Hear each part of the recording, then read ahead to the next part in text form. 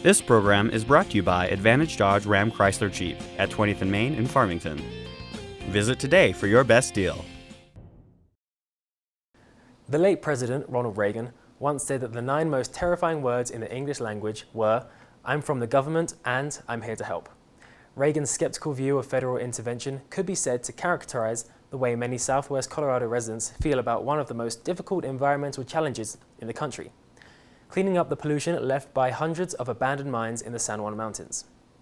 The issues are scientifically, socially, and politically complex, especially in the Animas River drainage surrounding Silverton, Colorado, where more than 1,500 mines were excavated from 1871 to 1991.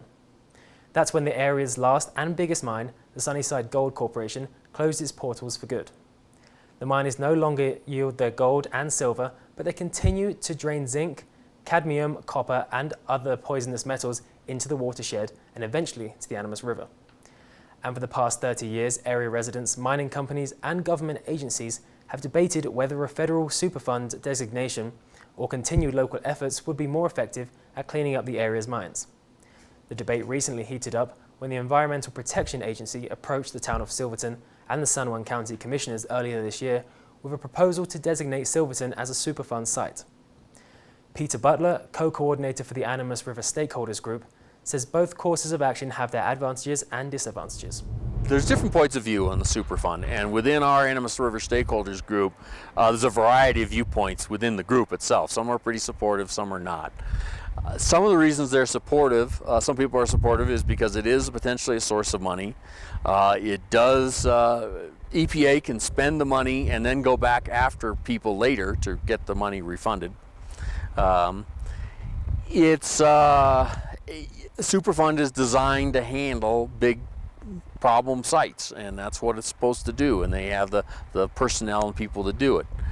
The downside of that, and why people are unclear whether they really want a Superfund site here, one, they're worried about the issue of how that would affect tourism, how it might affect the economy. They're concerned where the Superfund designation would be. If it's up kind of away from town, that maybe not be as big an issue. When it's closer to town, then it affects a lot of people and property values.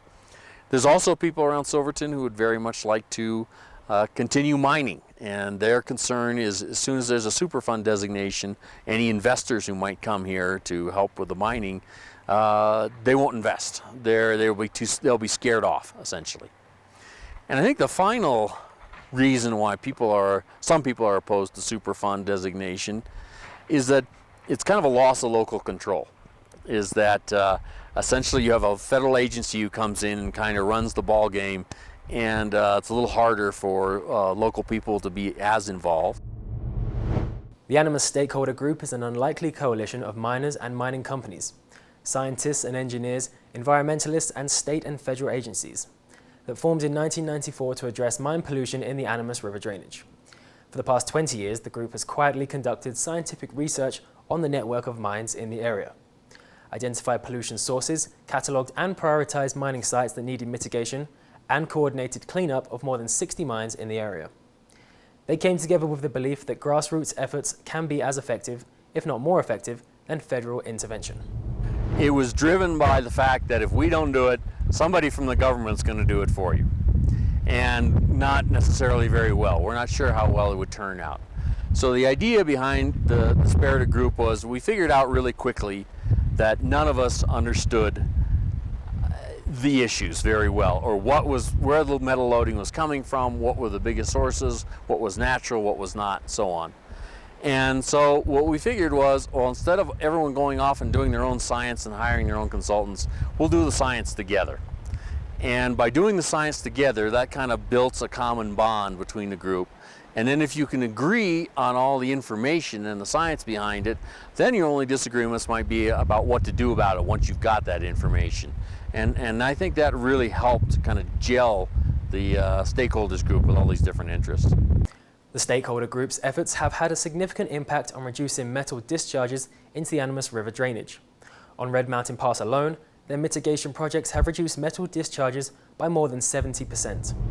We're up near the top of Red Mountain Pass, and what we've seen with a total of about 12 projects in this basin, is we've seen a 70% reduction in zinc, about a 70% reduction in copper, and a 50% reduction in cadmium 8 miles downstream at Silverton, just before Minnow Creek runs into the Animas. But Butler admits that stakeholder management has its disadvantages as well. Next week, Durango TV News will explore those disadvantages and legislative efforts now underway to address barriers to local control. In the meantime, you can keep up with developments through the Stakeholders website at animastakeholdersgroup.org. Up next, the La Plata County Economic Alliance Update with Roger Zauneritis.